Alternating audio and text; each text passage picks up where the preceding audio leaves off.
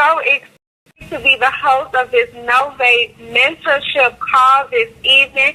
Thank you all so very much. Welcome everybody. This is going to be a lot of fun. Introducing our speaker for I hope you guys are ready. Welcome to the replay. Mentorship call. This gentleman is a very it's going to be a lot of fun today. Even as a preteen, he was millionaire minded.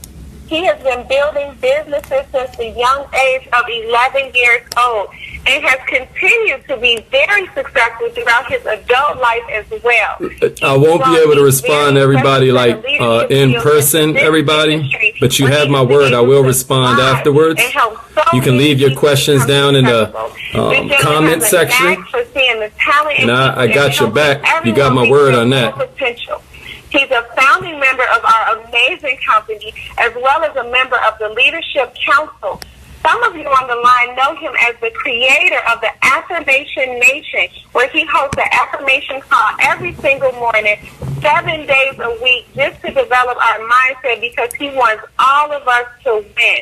He was the People's Choice Award winner and the #1 enroller in the entire company in 2015 and 2016. He has also consistently held that spot throughout 2017 and of the compensation plan, and he did that in just 24 days. So let me step out of the way, ladies and gentlemen, and introduce to the line this speaker for this evening, my personal mentor, my friend, and my coach, Mr. Haziq Ali. Are you on the line, sir? Yes, I am, Miss Nancy. Can you hear me? Can you hear me? I can hear you loud and clear. Please take it away. Good. Welcome. It's a great Sunday night. Thank you for that incredible introduction. And welcome to the replay. If you're somebody that's watching with us on Facebook Live, I won't be able to respond to your questions right now while we're broadcasting, but you have my word. I'll get to them in the next 48 hours. If this seems like something somebody you know could use, then feel free to share it. That's what we're here. But I wanted to cover this topic because I think that a lot of people have an unrealistic vision of what success actually requires. Sometimes we're around these people who either won't explain the real reasons for their success or they can't. And this creates this weird, dangerous situation where you can't even leverage your failure properly because you try again thinking you failed for reason number 1 when actually you failed for reasons 2 through 5. So then you fail again because you thought it was only reason 2, but it's reasons 2 through 5. So forth and so on. But the bottom line is you failed because of you. Your relationships keep failing because of you. You're flabby in places you don't want to be flabby because of you. You're not achieving on the level you say you want to achieve because of you. So today we're going to cover not only the 5 familiar early warning signs of self-sabotage that I think are going to change your life, but also I'm going to give you 7 ways that you can start being great today. 7 ways that you can start being great today. And I'm even going to give you action steps to go with each one of them because I truly believe that the best sort of paradigm that you can have whenever anything is going wrong in your life is that you look in the mirror and you say, it's on me. It's my fault. I'm not waiting to be great. So millionaires, let's start off real quick because we got a lot to cover in this little 45 minutes that we taking out for each other, right? Let's start with the 5 early warning signs of self-sabotage. Here's number 1. They don't believe in themselves.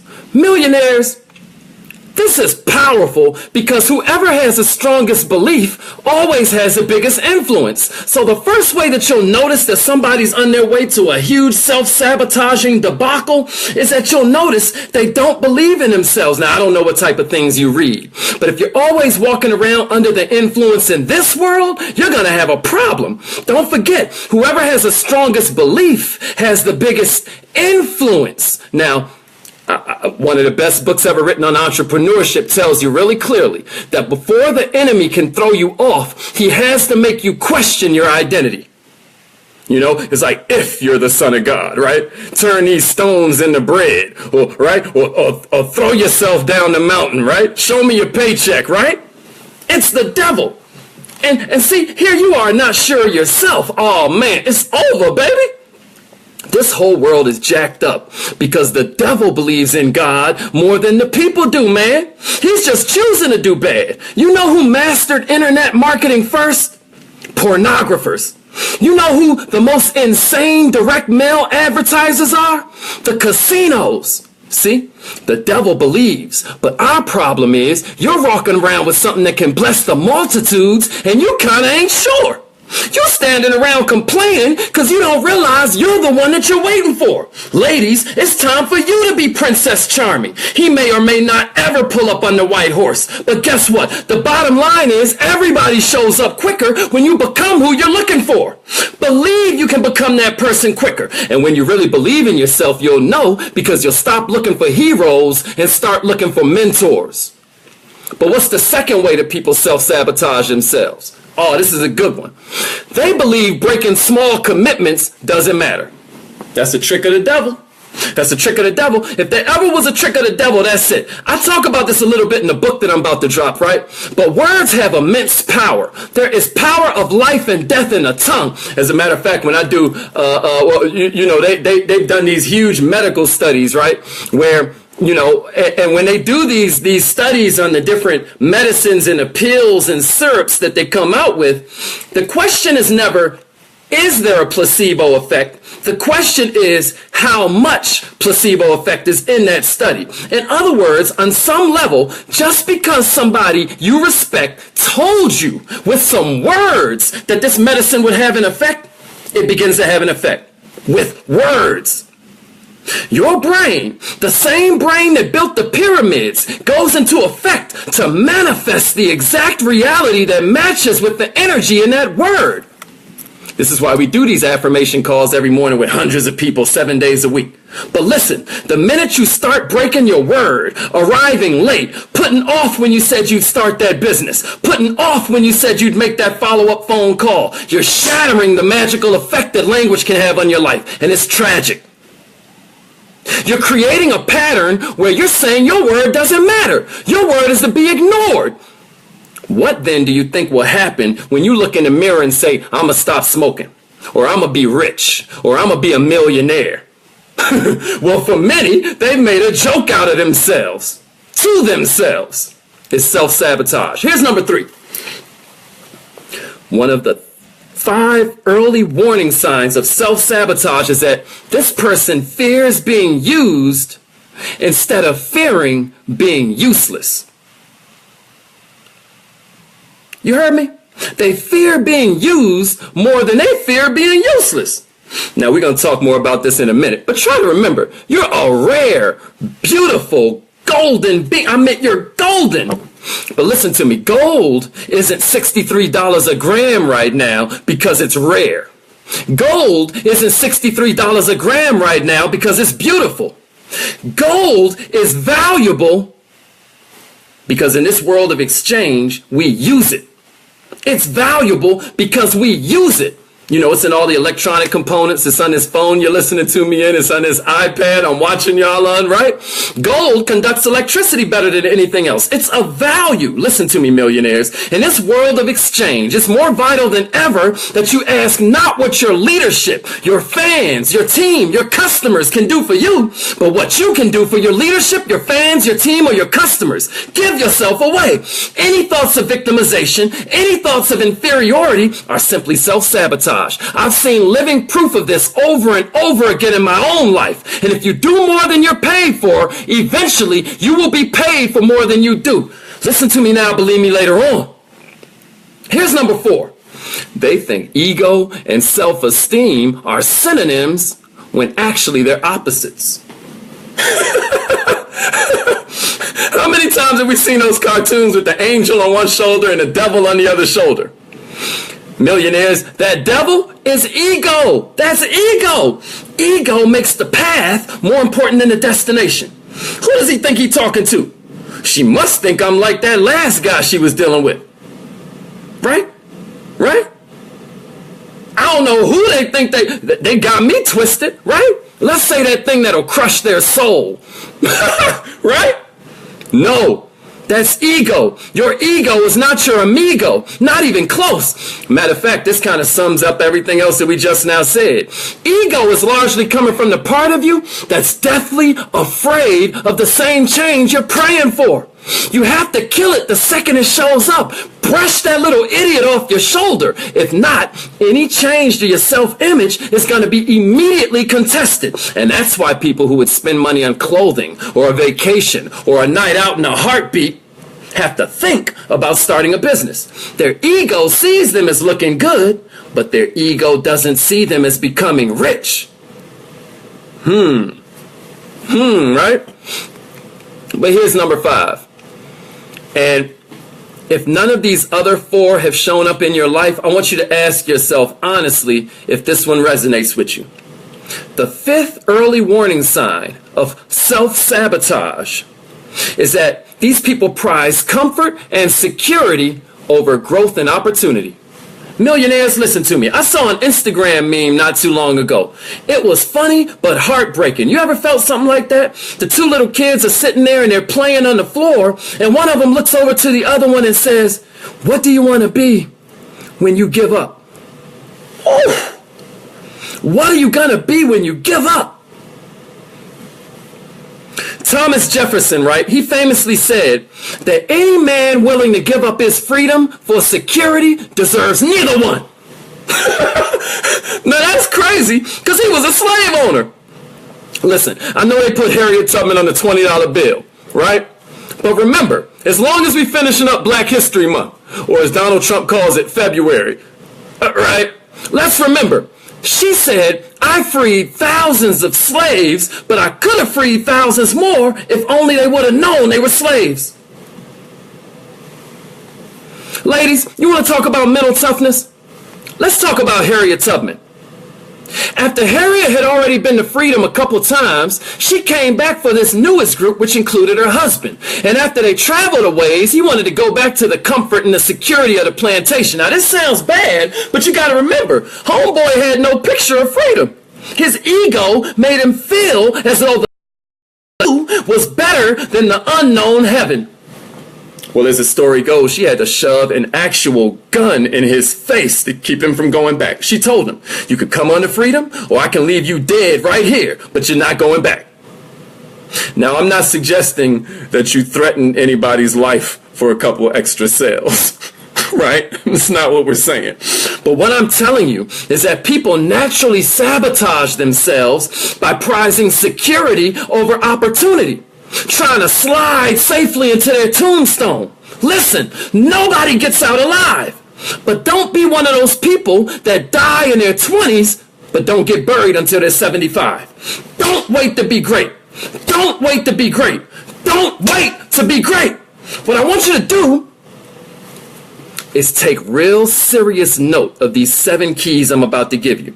Because if you use these 7, you're going to be great starting now. Not after you read the next book, not after you watch the next YouTube video, not after you watch this video a couple more times and take notes. I'm saying right now.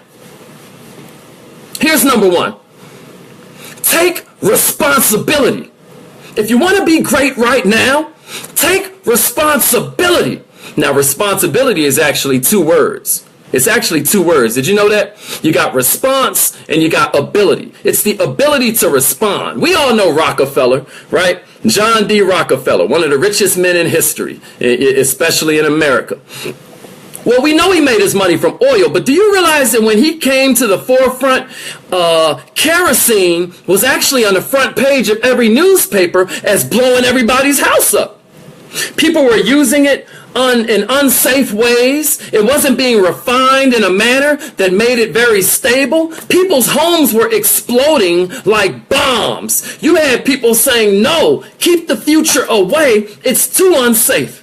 Rockefeller said, "No. There's crisis and opportunity." Rockefeller decided he was going to take responsibility. He ended up not only refining the oil in such a way, he decided that since there was all this chaos and confusion, it was time to create a brand.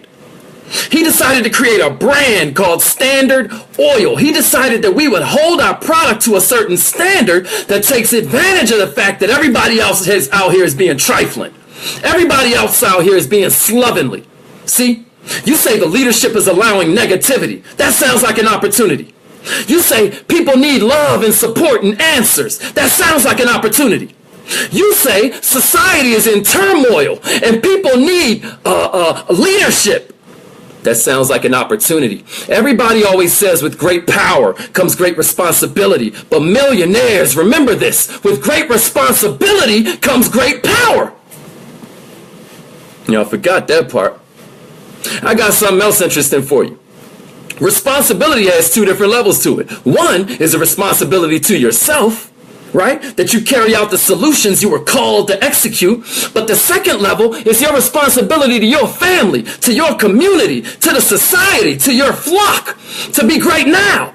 You can't make the same complaints you used to make. You can't post the same ideas and dumb thoughts that you used to have. You can't even laugh at the same jokes. Why? Because you realize that people are watching you and being led by your actions. Therefore, you have a duty to be great now.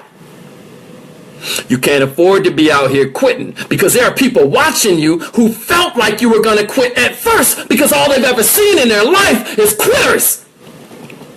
So they're saying to themselves, I'm going to go ahead and quit before you quit and save us both some time. They've never seen what legendary looks like. This is why you've got to take the opportunity to take responsibility, because half of being legendary is responding when it's the need. Millionaires, here's an action point for that. Write down 7 things that you see wrong, whether it's in your company, whether it's in some business that you helped to start, whether it's in your family situation. Write down 7 things you see wrong, put a dash, and then write down 7 solutions. It's time for you to brainstorm. You're the one you've been waiting for. When you're being called to complain, you're actually being called to serve. Millionaires, I hope you're getting something from this. If you are, make sure you're sharing it. Make sure this is helping you. Here's number 2. Build your environment. Millionaires, how does Beyonce say it? Tell up, boy, bye. All right, I'm going to spare y'all my singing. But BYE, build your environment. If you train with us, I'm a staunch believer in the fact that environment is stronger than willpower. I have a friend who recently lost a lot of weight. I mean, like over 100 pounds in the past couple months. And not with some magical potion or some lotion, just with good old-fashioned work ethic. Millionaire, she said something to me that really struck a chord. She said that she realizes how powerful culture is because if it wasn't for the people that were around her in the gym, she'd have never stuck to her plan. Millionaires, listen to me. If you're rolling with the homies and they walk on the treadmill for 5 minutes and then start giving each other high fives like, woo, we did that, baby. You're going to have slightly different results than if you're running with them machines who run for 50 minutes up the steps and then say, man, you're all warmed up. Right? These dudes are torture artists. I promise you. But there's some of them in every gym. If you run with them, instead of them fools that go, there's certain gyms that actually give you donuts. I'm not even going to say the name. But my friend told me it blew my mind. After you work out, they'll give you a donut talking about it's for your blood sugar. Nah, that's for repeat business. Anyway, point that I'm making to you is that culture is the only scientific way to change a life. That's the purpose of fellowshipping wherever you worship. That's the purpose of Alcoholics Anonymous. That's the purpose of a frat. If you want to be great now, hang out with people who think it's cool to have success habits. Hang out with people for whom improvement is a top priority. I promise you, if you ever have a chance to mess around and train with the professionals, the performance specialists who are at the top of whatever game you're looking to play, man, you better grab it immediately and never look back. I'm not telling you you're going to run all 50 minutes like them, but I'm promising you, you're going to run faster than you would have if you were still hanging out with the chumps. Even with your social media. I know they call it a timeline, but does yours look like your past or your future? Hashtag message. All right? So here's an action step. Go through your timeline for 10 people who you should unfollow. I know that's rough, right? Yeah, I mean it. Unfollow. Now, that doesn't mean you have to stop being their friend, but y'all can be friends on the phone. It doesn't mean you have to see every name, every negative pedestrian thought they think. Delete them. Now, flip side of that coin, go to 10 different leaders, and I don't care what social media it is, and click turn on notifications, or click see it first. Pick out 10 different leaders and click see it first or turn on notifications. It's time to design your life to make success easier. Starting when? Now. That's right. Number 3, become a servant leader. Become a servant leader. Millionaires. Just as every ceiling is also a floor, every mentee should also be a mentor. It could be your little brother. It could be the new employee. It could be a literal community organization, or it could be a child from your neighborhood. But service equals abundance when you use these 5 laws. Write these down real quick. I'm going to give you 5 laws that help service equal abundance. Here's the first one, the law of value. How much more do you give than you're paid for? Because that equals your value. Here's the second one, the law of influence. How much do you put other people's needs before your own? That's going to equal the amount of influence you have. The third one is compensation. You guys always hear me teach this. How many do you serve times how well do you serve? The fourth one is authenticity. Millionaires, the most valuable gift you have to offer is yourself. Your true, authentic self. Number 5, receptivity. Millionaires, the key to effective giving is to be able to receive. Now here's an action point for number 3. Pick a mentee. Pick a teammate, a coworker, just a youth from your neighborhood who could use some guidance, and help them set and achieve a tangible written goal by a certain date. Make sure its completion is something that you have to help with, though. This isn't you just working management. You've got to have to help them for this goal. It could be a letter of support. It could be a conference call. It could be a one-on-one appearance. Whatever it is, help them pick something that is tangible and written down and help them achieve it like a mentor should. Here's number 4. Focus on your habits, not your results. Focus on your habits, not your results. Millionaires. J. Paul Getty, famous oil man. He had a formula for success, and I love it. I think it will help you. I hope it adds onto your life. Here it is. 3 parts to it. J. Paul Getty. Step 1, rise early. Step 2, work hard. Step 3, strike oil. Okay. Listen, a good way to kill your morale is to start basing your emotions off your results. You might not always strike oil as quick as the next person, but you gotta fall in love with the process. You have to move towards the pain. You gotta realize pain is just a suggestion. You got to understand pain is just weakness leaving the body. You gotta do that last rep. When you're tired, you gotta take the steps anyway. You don't feel like it before you go to sleep tonight. Still write out the 5 things you want to get done tomorrow. If you want to be tough, here's how you be tough. You be tough. You'd understand the size of the fight you're in if you understood the magnitude of the blessing that's coming your way. But some people spend so much time trying to find ways to not work that they end up working harder than they would have worked if they would have just worked. And then that becomes a habit. You hear me? And this is the thing about habits. First we create our habits, then our habits create us. Warren Buffett said, the chains of habit are often too light to be felt until they're too heavy to be broken. People talk about discipline, and they should, because discipline equals freedom. If you want time freedom, it came from discipline. If you want health freedom, it came from discipline. If you want financial freedom, I guarantee you there's some discipline involved. And schedules are good, man, because sometimes too much free time can be a curse. Millionaires, you ever woke up and you had nothing to do, and now you're spending 30 minutes like, what do I want to eat for breakfast? Right? Now compare that to a morning where you know you had to be at the gym by 8 a.m. Well, here's the secret. Millionaires, that's called discipline. It took discipline to set that schedule. But here's the $1 million secret. Millionaires, it only takes enough discipline to make it a habit.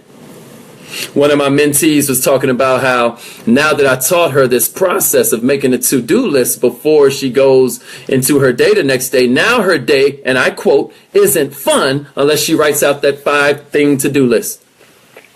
And we'll get into that in a minute. But she said her day isn't fun. Not it isn't productive, not it isn't. And that's because when you use a to-do list, you train your body to give you these shots of dopamine. That's right. Dopamine, the same stuff that drug addicts get high for. You can give to yourself from a to-do list. Millionaires, here's an action point.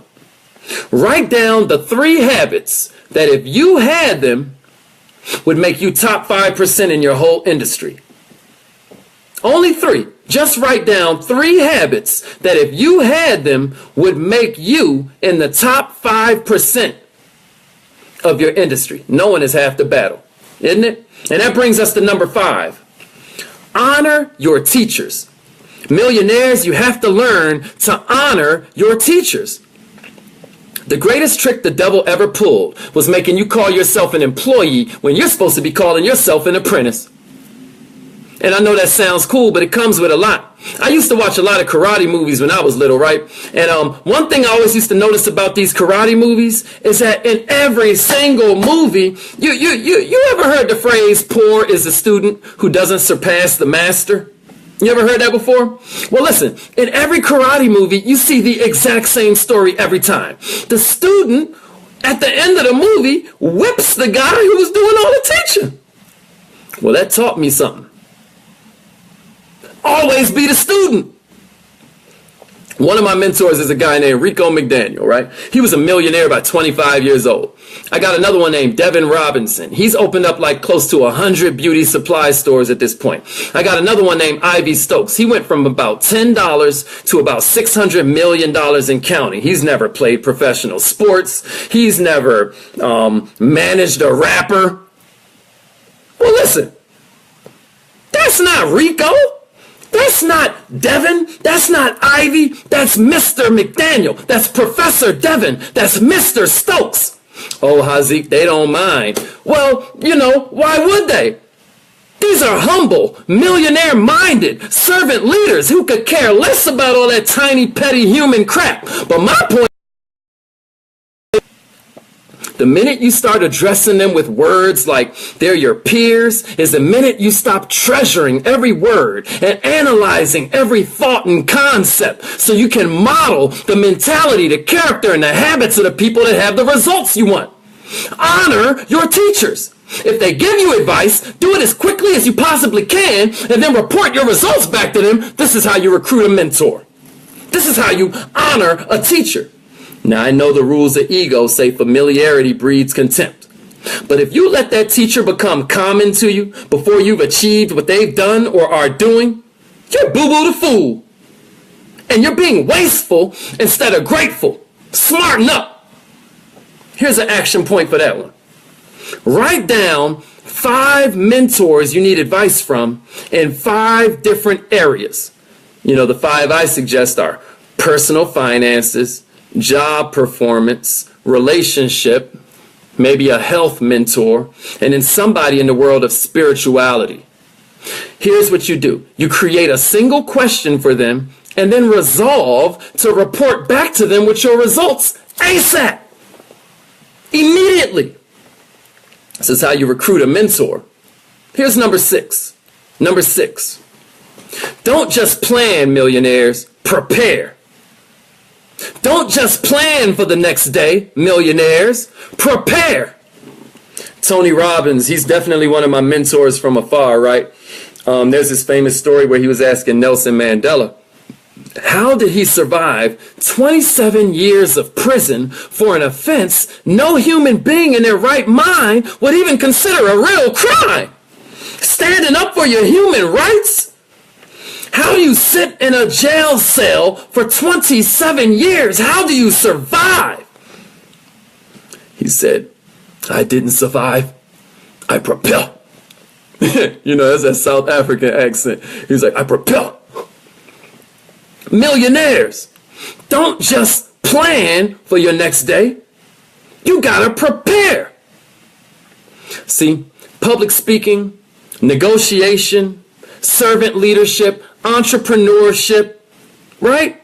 Problem solving. These are all skill sets where your maximum potential expands according to your preparation. And what's crazy is we do all 5 of those every single day in some kind of way.